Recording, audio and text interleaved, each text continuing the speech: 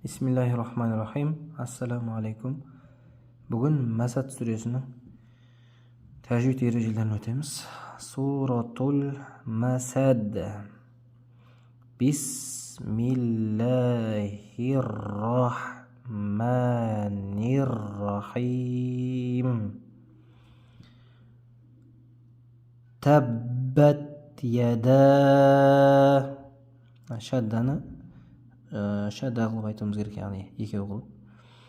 Яда деген номатымыз мат табиғидан кейін хамза екі бөлек сөзде кесеміне. Яда деген бір сөз, әби дегеніміз бір сөз. Міне хамза бөлек сөзде кеп тұр. Бұл мұнфасыл деп аталады. Бұны 2-ден 4-ке дейін созамыз. Яда әби. Хамза бөлек сөзде келу керек мәттен кейін. Мұнфасыл деп атайды бұл ережені. Әби, мынау мәт табиғи екі әріпке созамыз. Лахабиу ватаб. Мына лахабиу не үшін өтіп кетті? Бұл идғам ережесі.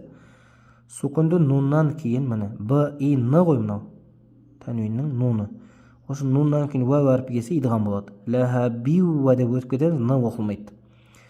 Ватаб соңында қалқала.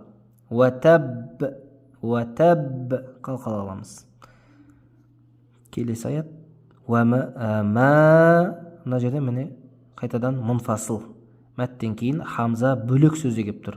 Алифпен келсе, яғни бөлініп тұрса арасы бөлек сөзде болады. Мына жерде хамза мына жерде жазылып тұрса егер жанында, ол мұттасыл болады. Бұны да 2-ден 4-ке созамыз. Ағна ғойн әріпі жуан әріп. Нә дегеніміз мынау мәт табиғи болып кетеді. Я әріпі оқылмай қалады. Өйткені алдында фатха тұр және мынау алифтің тырнақшасы тұрды. Осын көрген кезде біз мәт табиғи екі әріпке фатха қылып созамыз. Анху, нун әріпіміз изхар болады. Ха әріпі изхар. Ан таза айтылады. Анху, сукунды нун изхар ережесі. Мәт табиғи созамыз екі әріпке. Луху, мына жерде дамир бар міне. Кішкентай мәт бар. Луху уама, мына жерде мәт табиғи.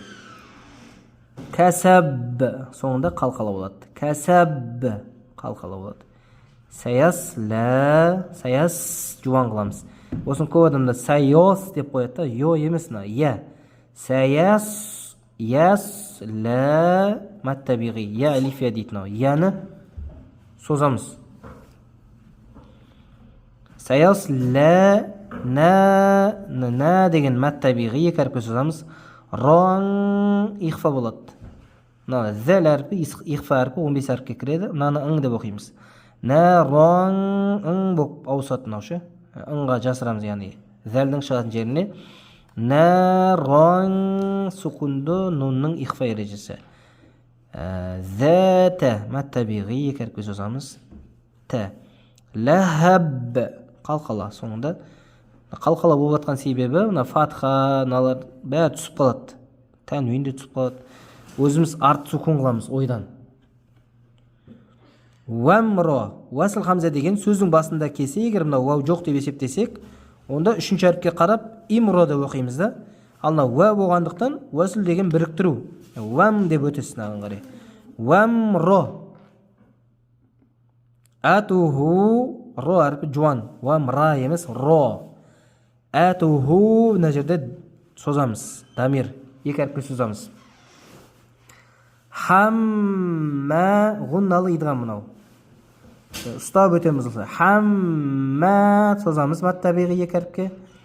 Ләтәл тамар болта ортада т болып оқылады. Ләтәл хатоб ха тамаққа қысылып айтады. Ләтәл деген мына жерде бізде қамария мынау.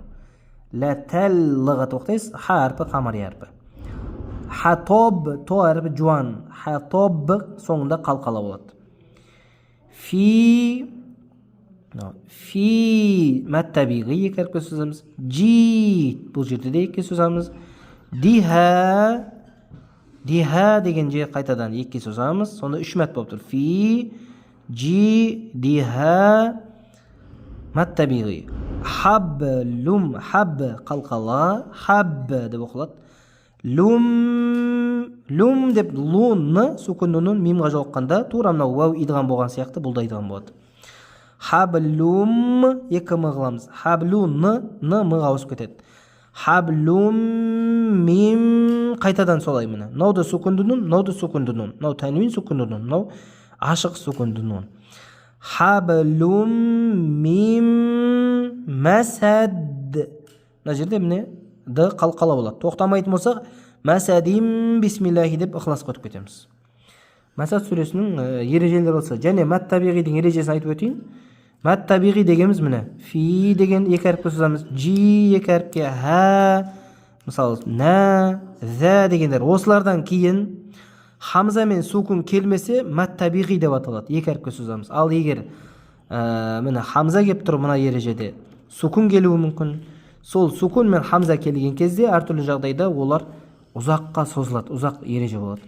Сондықтан иншалла сол ережелерді әр өткен сайын ихфа, изхар, идғам дегендерді біліп алыңыздар. Қайсы әріп келген кезде изхар болады, идғам болады. Алдында жаттаған едік қой.